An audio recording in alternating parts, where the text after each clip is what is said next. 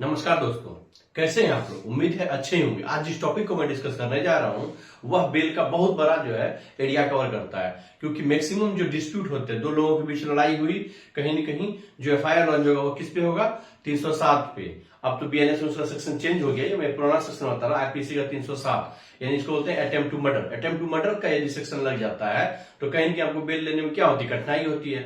तो attempt to murder को हमारे बिहार में बोलचाल की भाषा में क्या बोलते हैं, हाफ मर्डर भी लोग बोलते हैं। यदि मान लीजिए 307 का केस हुआ, अटेम्प्ट टू मर्डर का केस हुआ, तो वकील साहब बेल मिलेगा कि नहीं मिलेगा। तो मेरा पहला क्वेश्चन होता है इंजरी कितना है, नेचर ऑफ इंजरी क्या है। फिर क्वेश्चन आता है नेचर ऑफ इंजरी, यानी नेचर ऑफ इंजरी में क्या दो टाइप होता है। नेचर ऑफ इंजरी क्या है, कैसे डिसाइड होता है, इस पे मैंने वीडियो ऑलरेडी बनाया हुआ, वहां पे जाकर देखेंगे तो कॉन्सेप्ट क्लियर हो जाएगा।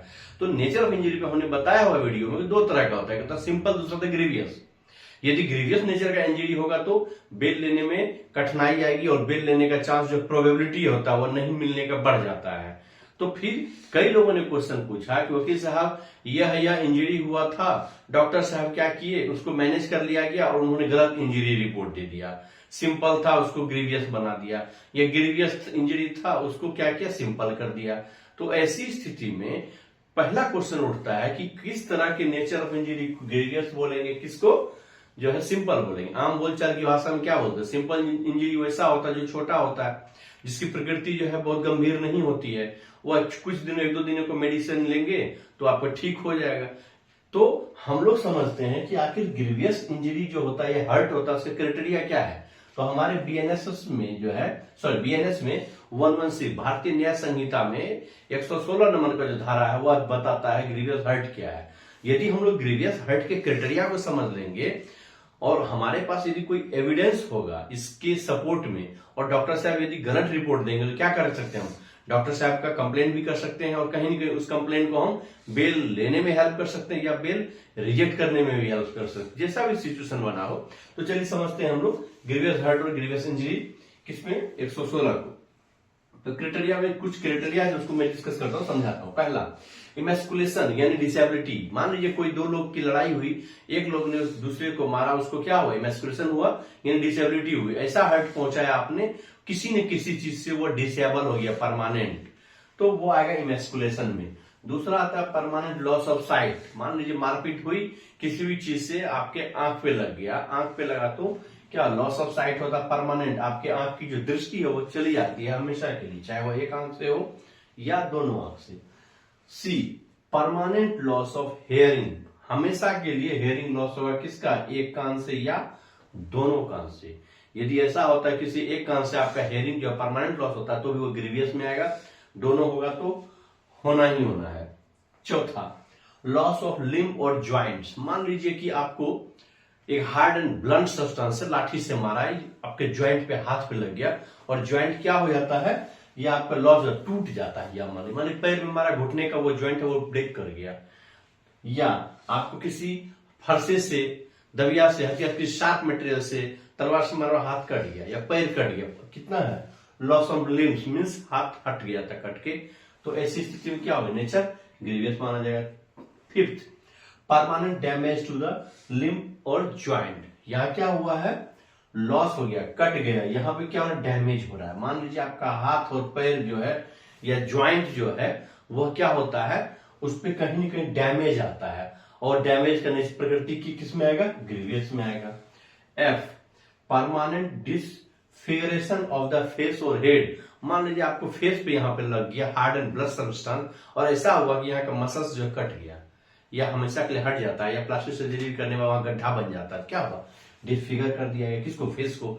मान लीजिए यहाँ पे चोट लग गई सर पे, और सर का जो है वो इतना ज्यादा चोट है कि वो परमानेंट के लिए क्या हुआ, यहाँ मार्क कर दिया, ऐसा किया कि आपका फेस का लुक जो है वो क्या हुआ, डिसफिगर हो गया, जैसा फिगर था वैसा फिगर रहा नहीं, वो चेंज हो जाता है किसी भी कारण से या उस इंजरी की वजह से, तो वो आएगा ग्रीवियस में।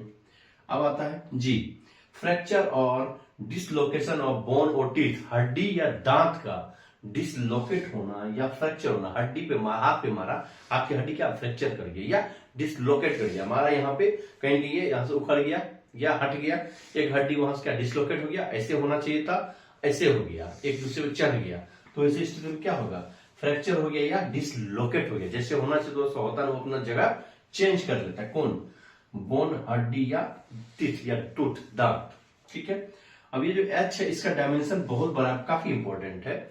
इस पे है जो है आप जो है कहीं ना कहीं इंजरी रिपोर्ट को चैलेंज कर सकते हैं। समझिएगा अच्छे से, any injury that causes severe pain for 15 days, ऐसी इंजरी, जो इंजरी आपको दिया गया वो इतना पेन करता है जिस वजह से वो कहीं ना कहीं पेन कब तक रहता है, 15 दिन तक आपको मेडिसिन खाना पड़ गया और वो सीवियर पेन की वजह से, या प्रिवेंट समवन, जिसको मारा गया उसको कहीं ना कहीं प्रिवेंट कर देता है वह injury from doing there normal activity.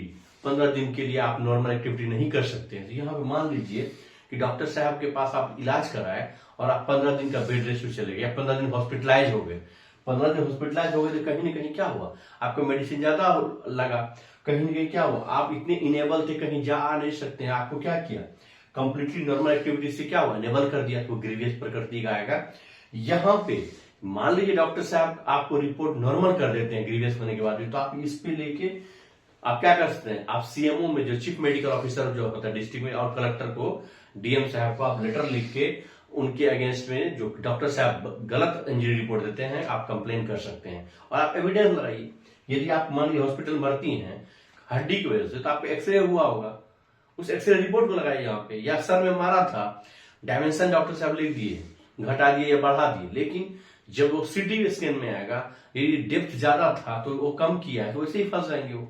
तो जो रिपोर्ट है आपके पास वो होना चाहिए और इन सारे क्राइटेरिया यदि आप फुलफिल कर रहे हैं और फिर nature of injury simple they दिया गया तो आपको कंप्लेन करना चाहिए। लोग शिकायत वहां कंप्लेन कीजिए और कंप्लेन होगा तो डॉक्टर साहब के अगेंस्ट में एक्शन लिया जाएगा, जरूर लिया जाएगा, लेकिन उसके लिए आपके पास फोटोग्राफी होना चाहिए, वीडियो होनी चाहिए या सपोर्टिंग डॉक्यूमेंट्स होना चाहिए, मेडिकल प्रिस्क्रिप्शन होनी चाहिए, दवा का जो है वो डेट दिखा है, 15 दिन तक दवा चला, ताकि क्या होगा, सिंपल तो नहीं हुआ होगा। मान लीजिए आप हॉस्पिटल गए और 2 दिन बाद आप वहां से दवा लिए, निकल गया, आपको ठीक हो गए, 2 से 3 दिन में आपको ठीक हो जाता, तो क्या नेचर ऑफ इंजरी क्या होगा, सिंपल नेचर का होगा। तो यही है क्राइटेरिया सिंपल और ग्रीवियस का। और आपको बस ध्यान रखना है कि ग्रीवियस प्रकृति का होने के बाद यदि सिंपल कर दिया गया तो कंप्लेन करना है, ग्रीवियस था उसको सिंपल कर दिया तो भी आप कंप्लेन कर सकते हैं। इन डॉक्टर साहब का रोल है, क्योंकि यह डॉक्यूमेंट क्या है, एक साइंटिफिक एविडेंस होता है, यदि उसके साथ खिलवाड़ होता है और आपके पास एविडेंसेस हैं तो आपको जरूर शिकायत करना चाहिए और आपको इसमें रिलीफ भी मिलता है। यदि आप लोगों को मेरा वीडियो अच्छा लगा हो तो कृपया करके इसे आम जन तक जरूर फैलाएं और इसे ज्यादा से ज्यादा लाइक करें, सब्सक्राइब करें और औरों के साथ शेयर करें। जय हिंद।